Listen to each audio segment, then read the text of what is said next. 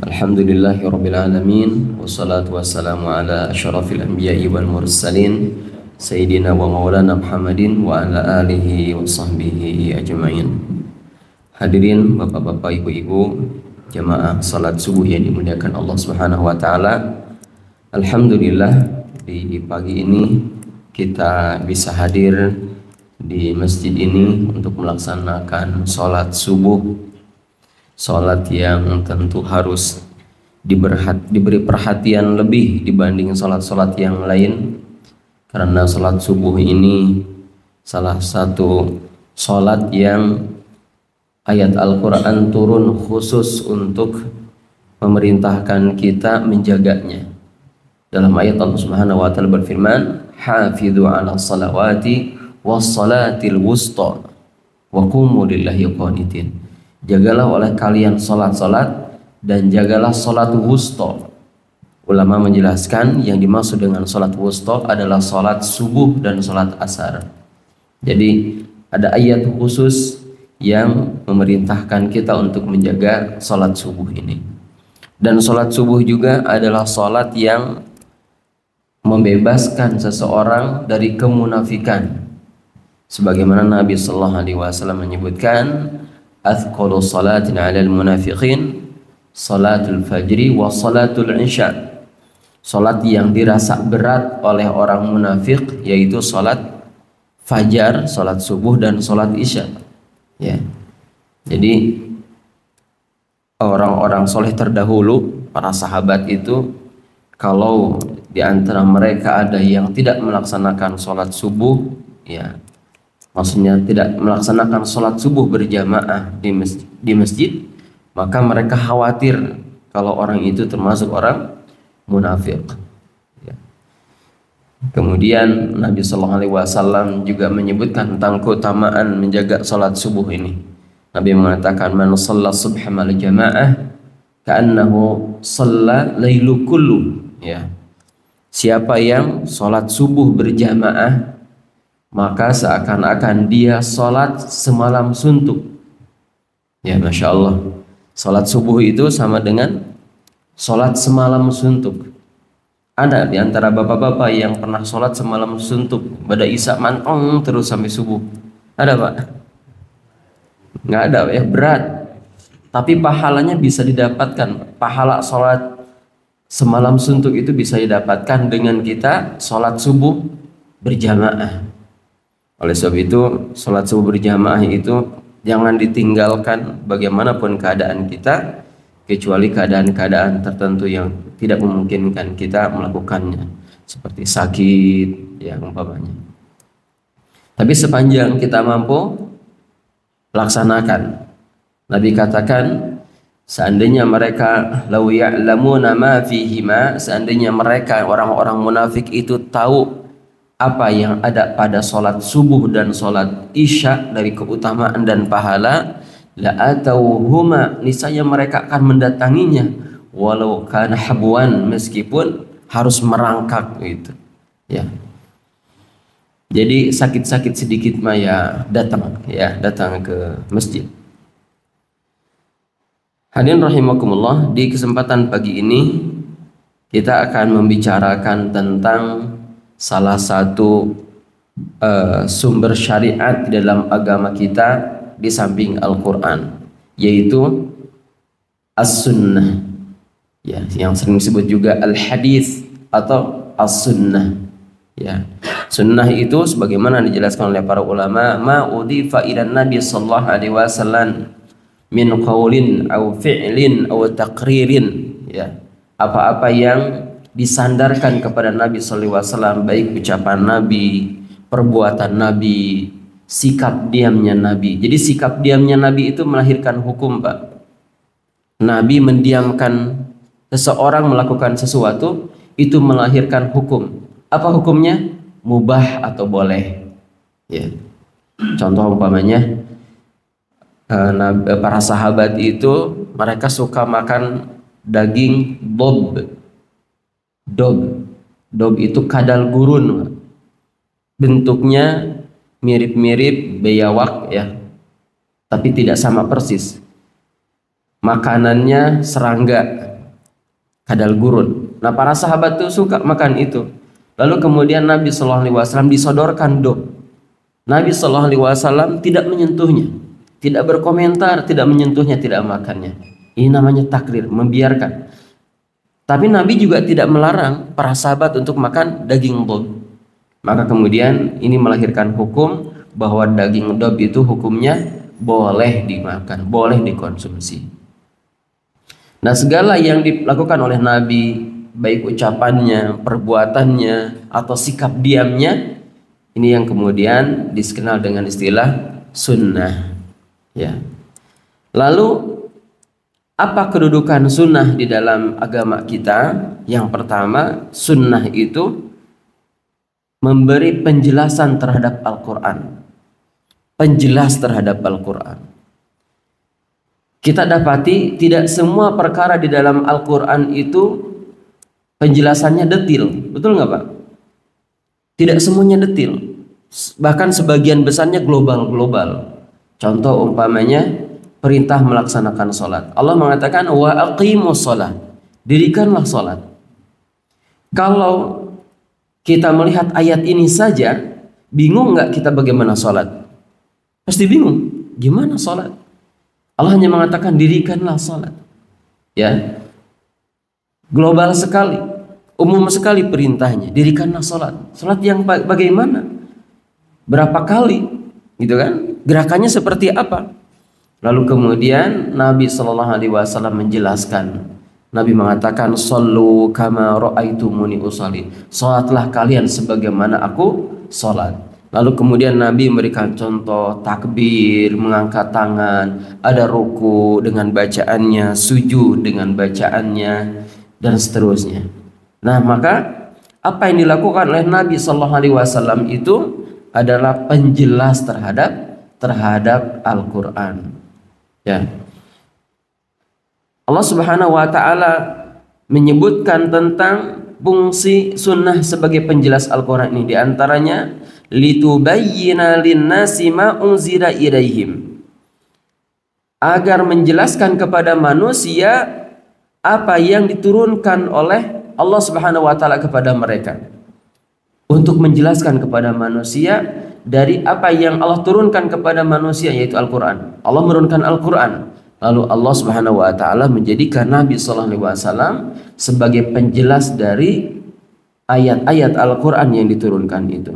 Wala'allahum yatafakkarun, dan agar mereka berfikir. Ayat yang semisal dengan ini yang menjelaskan bahwa Nabi Shallallahu Alaihi Wasallam atau fungsi sunnah itu adalah menjelaskan Al-Quran cukup banyak, ya, terdapat di beberapa ayat. Dan kita diperintahkan oleh Allah Subhanahu Wa Taala untuk melakukannya, ya. Kita diperintahkan oleh Allah Subhanahu Wa Taala untuk melakukannya, karena tidak ada yang lebih mengetahui Al-Quran, makna-maknanya, kecuali orang yang kepadanya Al-Quran diturunkan, yaitu siapa? Rasulullah Sallallahu Alaihi Wasallam. Ini yang pertama, menjelaskan Al-Quran. Kemudian yang kedua, Bapak sekalian, sunnah itu adalah masdar tasyri' atau masdar syariat. Masdar syariat itu maksudnya sumber syariat. Jadi sumber syariat dari agama kita itu bukan hanya Al-Quran, tetapi juga sunnah Nabi Sallallahu Alaihi Wasallam. Ya, banyak sekali syariat-syariat di dalam agama kita ini disebutkan oleh Nabi Sallallahu Alaihi Wasallam dan tidak disebutkan oleh Al-Quran. Contoh umpamanya tentang makanan-makanan yang tidak boleh dikonsumsi. Apakah ada di dalam Al-Quran tentang tidak bolehnya memakan hewan yang bertaring? Ada nggak Pak? Nggak ada. Tapi dijelaskan oleh Nabi Sallallahu Alaihi Wasallam, nggak boleh makan hewan bertaring, kemudian yang memiliki cakar, kan gitu. Tidak boleh memakan hewan yang dilarang untuk dibunuh, nah gitu kan. Itu nggak ada di dalam Al-Quran. Tapi kemudian Nabi Sallallahu Alaihi Wasallam menjelaskannya. Dan apa yang dilarang, diperintahkan oleh Nabi SAW, kita harus mentaatinya sebagaimana kita mentaati apa yang ada di dalam Al-Quran. Ya. Kira-kira nih, menurut bapak-bapak, bagaimana kedudukan Al-Quran dengan hadis yang sahih? Mana yang lebih utama? Al-Quran dengan hadis yang sahih. Ya? Al-Quran. Sepakat Al-Quran, Pak? Ya, jawabannya sama, Pak.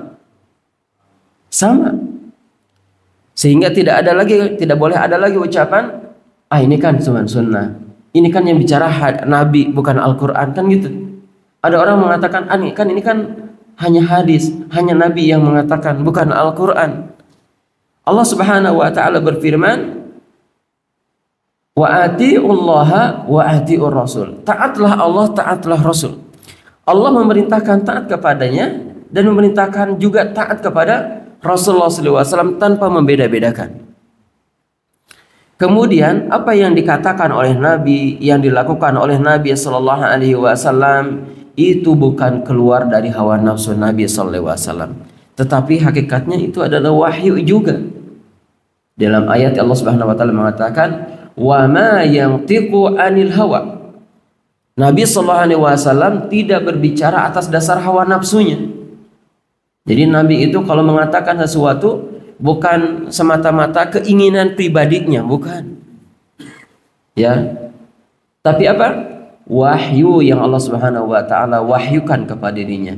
Makanya Allah katakan, in huwa wa ma yantiqu anil hawa in huwa illa wahyu yuha. Dia tidak berbicara atas dasar hawa nafsunya, tetapi wahyu yang Allah wahyukan kepadanya. Sehingga ketika Nabi mengatakan A, mengatakan B, mengatakan C, mengatakan ini dan itu syariat, itu dari Allah Subhanahu wa taala. Allah mewahyukan itu. Ya, lalu kemudian Nabi SAW menyampaikannya dengan redaksinya. Oleh sebab itu Allah Subhanahu wa taala mengatakan, wa ma atakumur rasulu fakhudhuhu. Apa yang datang dari Nabi, ambil. Apa yang datang dari Nabi, ambil. Kalau perintah, laksanakan. Kalau larangan, jauhi. Kalau Nabi mengatakan ini halal, halalkan. Ini haram, haramkan. Jauhi, jauhi. Lakukan, lakukan. Nah gitu. Wa ma atakumur rasulu fakhudhuhu wa ma nahakum anhu fantahu. Apa-apa yang dilarangnya maka jauhi, yang gitu. Ya, tidak boleh kita memilah-milah, ini kan yang melarang cuma Nabi, bukan Al-Quran, bukan Allah. Memang boleh bermaksiat kepada Nabi? Enggak boleh. Sebagaimana kita tidak boleh bermaksiat kepada Allah, tidak boleh juga kita bermaksiat kepada Nabi sallallahu alaihi wasallam. Bahkan Al-Quran mengatakan, Qul in kuntum tuhibbunallah fattabi'uni yuhibbukumullah. Katakanlah, jika kalian mencintai Allah, ya, ini banyak orang yang mendakwa dirinya mencintai Allah, ya. Mencintai Allah. Banyak nih diungkapkan oleh banyak orang. Lalu Allah Subhanahu wa taala mengatakan dalam ayat, jika kalian mencintai Allah, benar-benar mencintai Allah, jujur dalam mencintai Allah, apa yang harus dilakukan? Fattabi'uni, ikuti aku, ikuti Rasulullah sallallahu alaihi wasallam.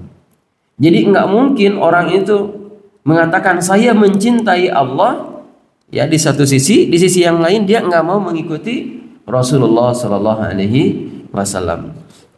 Karena indikasi seseorang mencintai Allah Subhanahu wa taala adalah mengikuti Rasulullah sallallahu alaihi wasallam. Ada satu ungkapan yang sering kita dengar dan ini keliru besar, yaitu ungkapan seperti ini. Kalau kita dapati hadis Nabi, meskipun itu sahih, kalau bertolak belakang dengan ayat Al-Quran, maka kita harus meninggalkannya. Pernah dengar bapak-bapak ucapan ini? kalau kita mendapati hadis yang sahih, meskipun sahih, kalau bertolak belakang dengan Al-Quran, tidak sesuai dengan Al-Quran, maka kita harus meninggalkannya, katanya. Pertanyaannya, apa mungkin ada hadis sahih bertolak belakang dengan ayat Al-Quran? Enggak mungkin, Pak. Kenapa? Ayat Al-Quran dari Allah, hadis-hadis yang sahih juga hakikatnya dari Allah Subhanahu wa taala juga. Tadi sebagaimana saya sebutkan, Nabi ketika menyampaikan sesuatu itu bukan dari dirinya, dari Allah juga. Apa mungkin Allah Subhanahu wa taala menyampaikan kepada manusia dua hal yang bertolak belakang? Enggak mungkin. Manusia saja yang berakal ajak enggak mungkin mengatakan hal seperti itu. Lalu bagaimana Allah Subhanahu wa taala, zat yang memiliki kesempurnaan dan keagungan? Enggak mungkin dia menurunkan kepada manusia sesuatu yang bertolak belakang. Oleh sebab itu keliru orang yang mengatakan kalau hadis itu bertolak belakang dengan ayat Al-Quran lalu kemudian kita harus meninggalkannya. Nggak ada yang bertolak belakang. Kalau kita mendapati seperti bertolak belakang, hakikatnya bukan ada ada perselisihan dalam dua hal itu, enggak. Tapi pemahamannya yang keliru, itu harus diperbaiki itu. Ada pemahaman yang keliru sehingga seolah-olah bertolak belakang. Di dalam ayat Allah Subhanahu wa taala berfirman, "Afala yatadabbarunal Qur'an walau kana min 'indi ghairillahi lawajadu fihi ikhtilafan katsira." Apakah mereka tidak mentadaburi Al-Qur'an?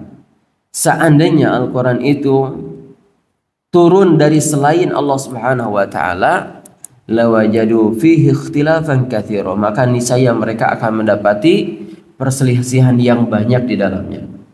Jadi Al-Quran itu tidak ada perselisihan, demikian juga tidak ada perselisihan antara Al-Quran dengan hadis-hadis yang sahih. Kemudian Nabi SAW bersabda, "Inni utitul kitab wa mislahu ma'hu." Aku ini, kata Nabi, diberi Alkitab, Al-Quran, wa mislahu ma'hu, dan yang semisal dengan Al-Quran bersamanya. Ya, aku diberi Al-Quran oleh Allah, jelas ya kita mengetahui itu. Al-Quran turun kepada Nabi SAW. Dan Nabi juga mengatakan, ya, wa mislahu ma'ah, dan aku juga diberi yang semisal dengannya secara bersamaan. Ulama menjelaskan yang dimaksud dengan yang semisal dengannya adalah sunnah. Ya, oleh sebab itu tidak boleh kita memilah-milih ya Al-Quran dengan sunnah. Sehingga ada istilah ingkarus sunnah, ya. Kita pernah mendengar istilah ingkarus sunnah. Orang yang mengingkari sunnah. Pokoknya kalau sunnah mah ya diabaikan lah, ditinggalkan. Dia mengatakan, ya karena kalau hadis itu boleh jadi yang meriwayatkannya orang yang pendusta katanya. Ya, orang yang tidak jujur, tidak menyampaikan sebagaimana seharusnya dan seterusnya. Ini keliru ya. Para ulama itu telah menetapkan kaidah-kaidah sampai kemudian hadis itu dikatakan hadis sahih. Ya, orang-orang yang meninggalkan hadis karena khawatir diriwayatkan oleh orang-orang yang pendusta, ya. Ini orang itu nggak paham, nggak belajar hadis, bahwasannya para ulama telah menetapkan kaidah-kaidah yang begitu ketat sampai kemudian hadis ini memiliki derajat sahih. Ya. Intinya bahwa tidak boleh kita ya jangankan mengingkari sunnah, ya jangankan mengingkari sunnah, mengatakan ini bukan Al-Quran, itu mengatakan itu saja itu nggak boleh, apalagi sampai kemudian mengingkarinya. Mengingkari sunnah melahirkan kekufuran. Jadi para pengingkar sunnah itu kufur, iya jelas. Ya.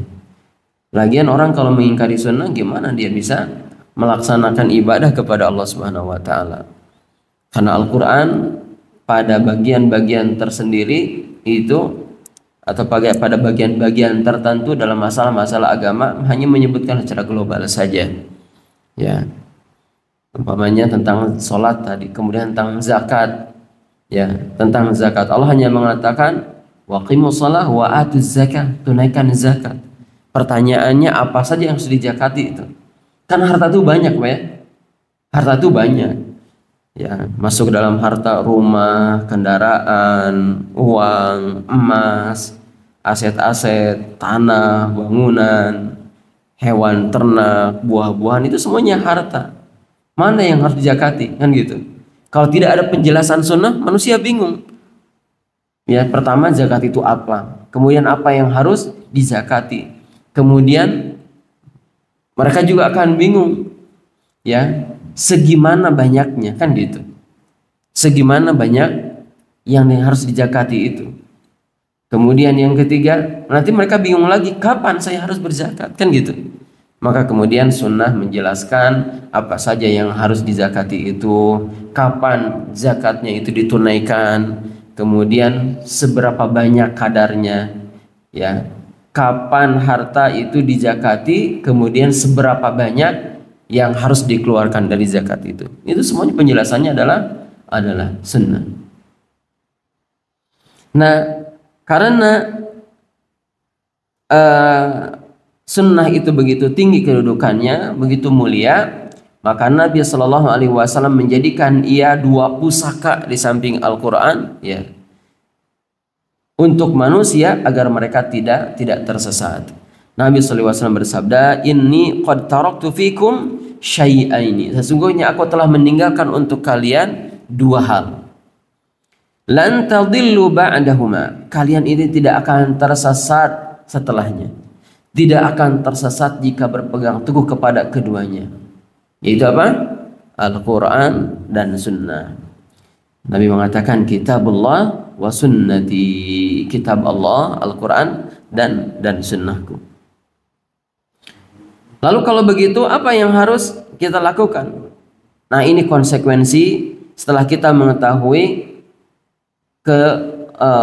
keutamaan, kemuliaan, kedudukan as-sunnah. Yang pertama, kita harus ittiba' kepadanya, harus mengikutinya. Ya. Mengikuti sunnah, dan ini hukumnya wajib. Karena Allah Subhanahu wa taala memerintahkan kita untuk mengikuti apa yang disampaikan kepada Rasulullah sallallahu alaihi wasallam, wa atiullaha wa atiur rasul. Taatlah Allah, taatlah Rasul. Ittiba', ya. Ittiba' ini dalam semua aspek yang disebutkan di dalam sunnah. Di ayat yang lain Allah berfirman juga, "Qul in kuntum tuhibbunallah fattabi'uni." Kalau kalian mencintai Allah, maka ikuti aku. Yuhibbukumullah, maka Allah akan mencintai, mengasihi kalian, ya.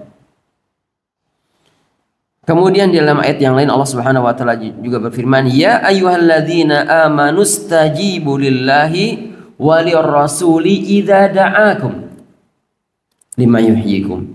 Wahai orang-orang beriman, jawab, penuhi seruan Allah dan seruan Rasulnya apabila menyeru kalian kepada sesuatu yang mendatangkan kehidupan kepada kalian. Jadi Bapak Ibu sekalian, perintah untuk menjawab seruan itu bukan hanya seruan yang datang dari Allah Subhanahu wa taala, tetapi juga seruan yang datang dari Nabi sallallahu alaihi wasallam. La taj'alu du'a ar-rasul bainakum ka du'a'i ba'dukum ba'd. Jangan kalian jadikan seruan Rasul itu, ya, jangan kalian jadikan seruan Rasul itu di antara kalian seperti seruan salah seorang di antara kalian, atau seperti seruan antara kalian.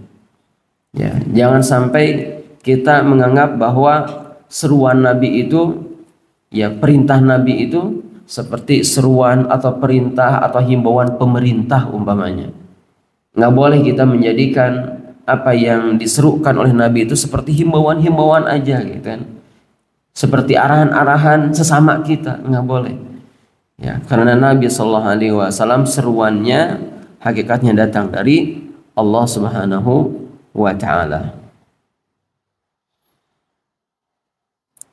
Menolak hadis yang sahih, ya baik hadis yang ahad maupun mutawatir, ya itu melahirkan kekufuran, ya. Dalam ayat Allah Subhanahu wa taala berfirman, "Fala yu'minuna hatta yuhakkimuka fima syajara bainahum." Sekali-kali tidak, mereka itu tidak beriman, manusia itu tidak beriman sampai la yu'minuna hatta yuhakkimuka, sampai mereka menjadikan engkau Muhammad sebagai hakim pada perkara-perkara yang mereka perselisihkan, dan mereka tidak merasa keberatan sedikit pun atas apa yang engkau tetapkan, gitu. Ya, jadi apa-apa yang datang dari Nabi sallallahu alaihi wasallam kita harus menerimanya, kita mentaatinya dan menjadikannya sebagai petunjuk sebagaimana Al-Quran, ya, jika hadisnya sahih itu ya begitu diperlakukannya. Kemudian Allah Subhanahu wa taala berfirman, "Falyahdharil ladzina yukhalifuna an amrihi an tusibahum fitnatun aw yusibahum adzabun alim." Maka hendaklah orang-orang yang menyalahi perintahnya takut akan ditimpa cobaan atau ditimpa azab yang pedih.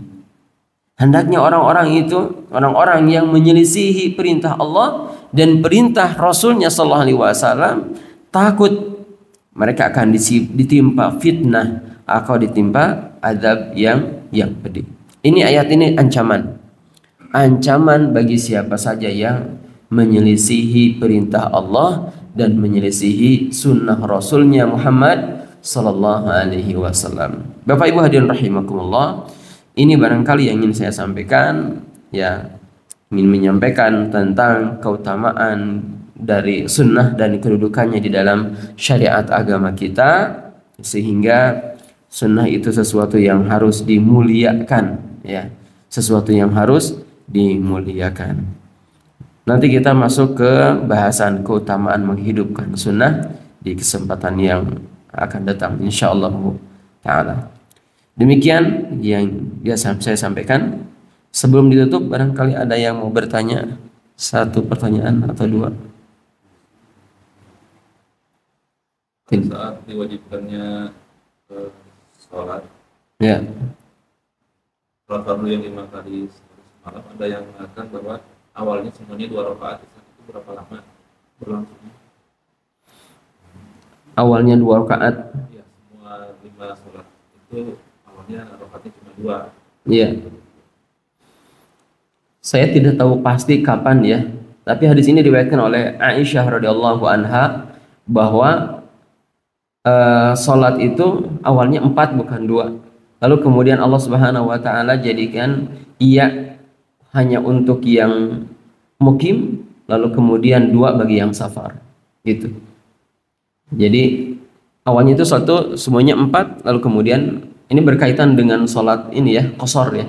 Sholat qashar. Lalu kemudian Allah Subhanahu wa taala menjadikan yang 4 itu untuk yang mukim dan 2-nya bagi yang safar, sehingga kita kenal dengan istilah qashar di dalam sholat bagi orang yang melakukan safar atau perjalanan. Allah a'lam. Kalau dari riwayat mengatakan 2, saya belum tahu itu, dan belum tahu juga kapan sampai kapan gitu. Allah a'lam. Baik, kita cukupkan, kita tutup dengan doa kifaratul majelis. Subhanakallah bihamdik, asyhadu an la ilaha illa anta astaghfiruka wa atubu ilaik. Wa sallallahu ala Muhammadin wa ala alihi wa sahbihi wasallam. Assalamualaikum warahmatullahi wabarakatuh.